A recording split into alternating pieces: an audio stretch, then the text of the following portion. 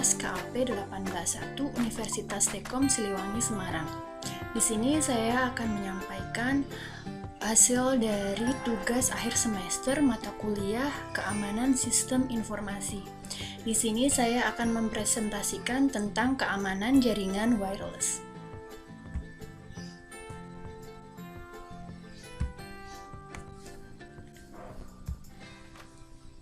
Apa itu jaringan nirkabel?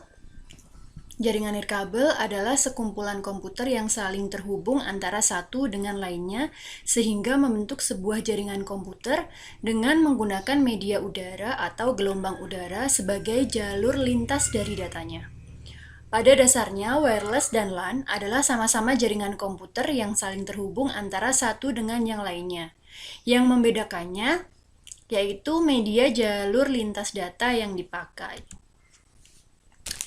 Kemudian, apakah keuntungan dari jaringan nirkabel daripada jaringan kabel? Yang pertama, menghemat penggunaan kabel, yang bisa cukup mengganggu secara estetika dan juga kerumitan instalasi untuk menghubungkan lebih dari dua piranti bersamaan. Kemudian, untuk user atau pengguna mampu saling berbagi file, data, atau sumber daya lainnya yang terhubung dalam jaringan tanpa harus mencabut port dari satu komputer ke komputer lain. Kemudian yang ketiga, mobilitas tinggi, di mana pengguna dapat bergerak bebas dengan menggunakan alat komunikasinya karena jaringan nirkabel ini memiliki cakupan area yang lebih luas dibandingkan dengan jaringan berkabel. Kemudian yang keempat, mampu mencakup lebih banyak pengguna karena tidak dibatasi jumlah port untuk terhubung dengan jaringan.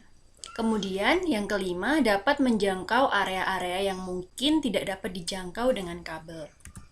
Kemudian kelemahan dari jaringan nirkabel antara lain kecepatan transfer file atau data umumnya lebih lambat jika dibanding dengan jaringan berkabel. Kemudian, koneksi nirkabel mudah terhalang oleh berbagai penghalang seperti dinding dan pohon, serta faktor cuaca juga menjadi salah satu yang sangat berpengaruh terhadap kuat atau lemahnya jaringan. Kemudian yang ketiga, dari perangkat keras, perangkat pendukung, dan biaya instalasi, dan juga biaya pengembangan yang masih cukup mahal.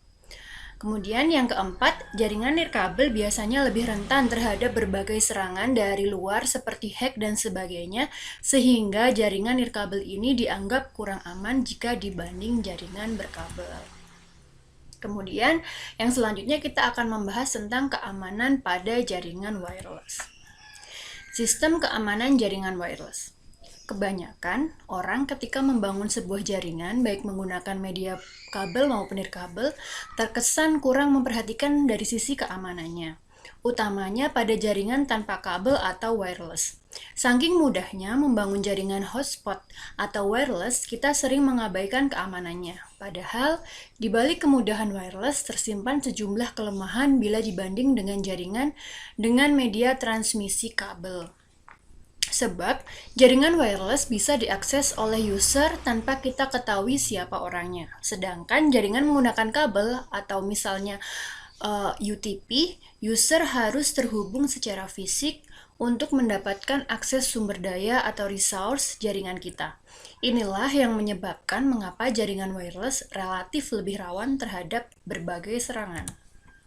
Kemudian, ancaman-ancaman apa saja yang bisa terjadi pada jaringan wireless? Yang pertama, sniffing to eavesdrop packet, yang merupakan ancaman pada data seperti akses HTTP, email, dan lain-lain yang melewati transmisi wireless.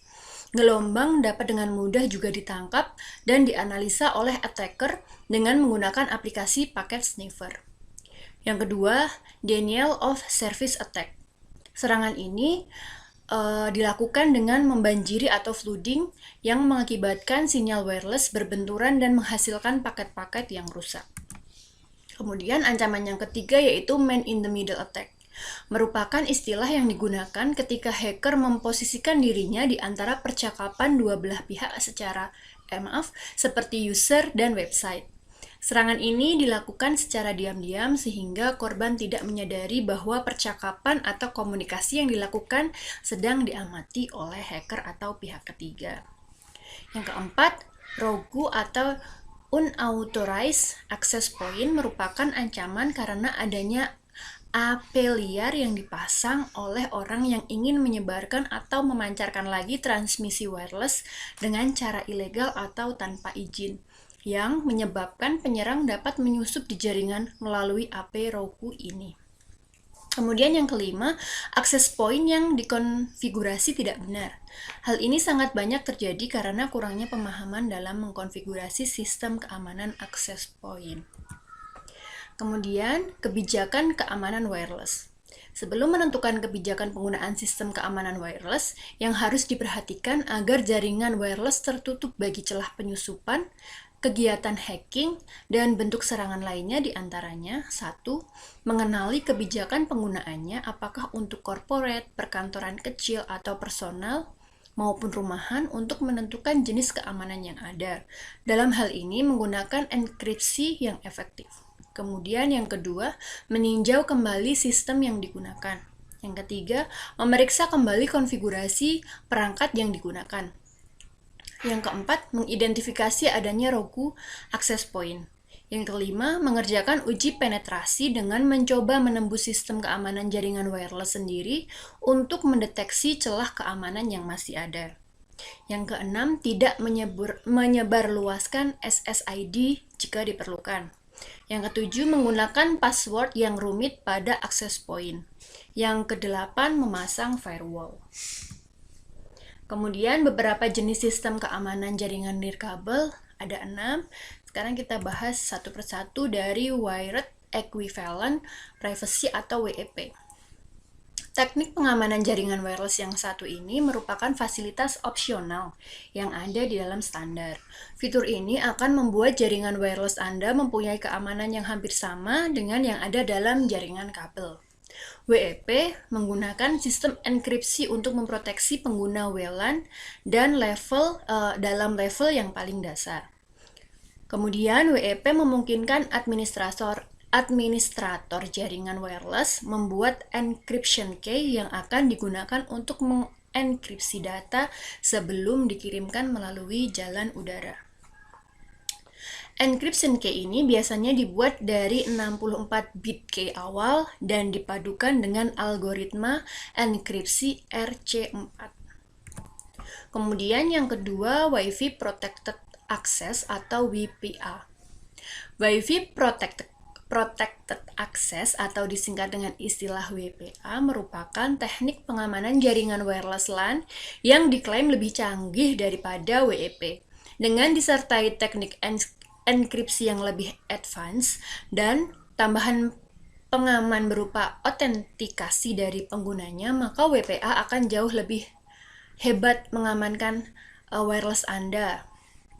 Kemudian, pengamanan jaringan nirkabel dengan metode WPA ini dapat ditandai dengan minimal adanya 3 pilihan yang harus diisi oleh administrator jaringan agar jaringan dapat beroperasi pada mode WPA ini. Ketiga menu yang harus diisi tersebut antara lain yang pertama yaitu komputer server, yang kedua nomor port yang digunakan adalah 1812, kemudian yang ketiga share secret atau kunci yang akan dibagikan ke komputer dan juga kepada klien secara transparan.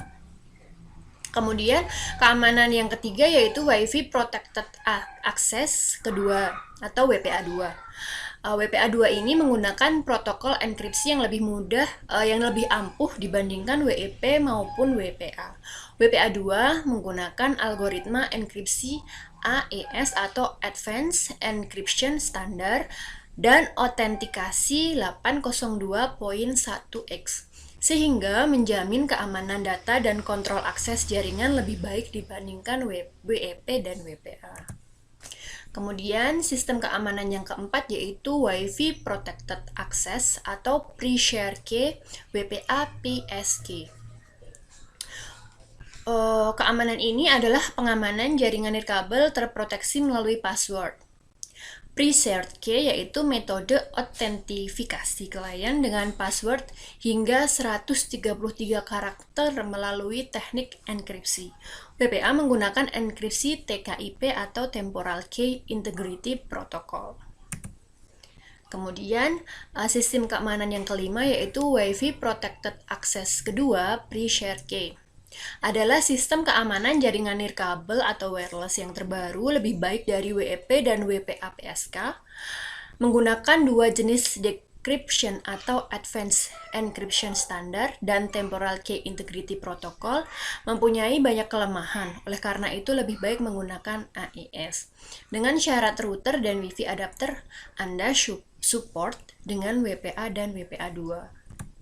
Kemudian sistem keamanan yang terakhir yaitu MAC address filtering. Salah satu keamanan yang bisa kita terapkan pada Wi-Fi atau MAC address filtering. Sebelum kita kupas apa itu MAC address filtering, terlebih dahulu kita kenalan dengan istilah MAC address. MAC address adalah kombinasi nomor unik pada piranti adapter seperti NIC dan WLAN atau wireless LAN. Jadi setiap adapter mempunyai nomor yang pasti berbeda dengan adapter lainnya. Kalau di HP dikenal dengan istilah IMEI, sedangkan MAC address filtering digunakan untuk membatasi user dengan memanfaatkan keunikan nomor adapter MAC atau Media Access Control Address. Kemudian ada beberapa alasan mengapa kita diharuskan untuk melindungi komputer dari segala bentuk ancaman jaringan. Antara lain yang pertama, data personal dan finansial ataupun data sejarah medikal kita ada di hard disk komputer atau laptop kita yang seharusnya kita rahasiakan. Kemudian yang kedua, koneksi internet tidaklah murah. Tentunya kita tidak mau membagi dengan semua orang yang tidak berhak. Bukannya pelit, akan tetapi lebih mewaspadai efek dari sistem yang rentan yang bisa menyebabkan kerugian pada kita. Kemudian yang ketiga, kita tidak ingin ada yang menggunakan komputer untuk dipakai menyebarkan spam dari komputer kita atau dari address kita. Berikut ini adalah sistem keamanan yang bisa kita terapkan pada jaringan wireless kita. Yang pertama, merubah username atau password. Ketika kita membeli perangkat atau device, pasti kita diberi username dan password default dari pabrik.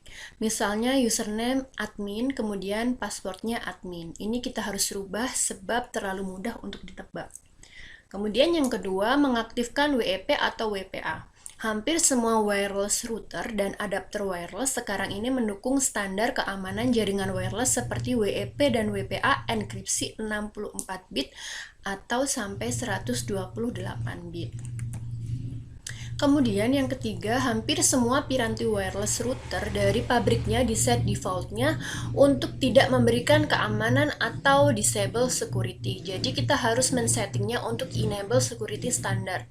Jika Anda tidak mau menggunakan keamanan wireless, maka biarkan saja setting default pabriknya. Yang keempat, nonaktifkan SSID broadcast. Seperti pada pembahasan di atas bahwa SSID merupakan nama sebuah jaringan Wi-Fi. Di dalam konfigurasi access point, SSID bisa kita atur sehingga semua perangkat yang memiliki WLAN atau semisalnya dapat menemukan nama jaringan Wi-Fi atau SSID tersebut. Yang kelima, MAC address filtering.